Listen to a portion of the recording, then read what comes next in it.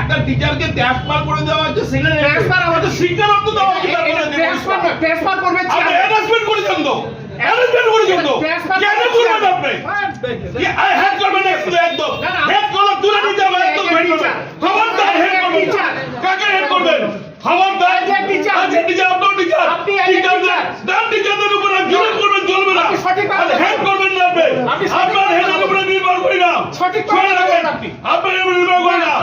আমি নির্ভর করি না যতক্ষণ করবেন আবার একদম বুঝে যাবে এখানে আপনি কেন আমাকে বলছেন হেড বলছেন কেন আপনি কে আপনি রাগাবেন না আপনি আমাকে কি হয়েছে কি লাগাবেন কি হবে আপনি আমি বাড়ির লোক নাকি লাগাবেন না মানে আপনি ভদ্র মানুষ আপনি কেন বলছেন জানেন না আপনি সঠিকভাবে আপনি কেন সঠিক বলছেন তো আপনি কেন বলছেন হেড বলছেন কেন কাকে বলছেন হেড বসেন এখানে আপনি হেড বললেন কেন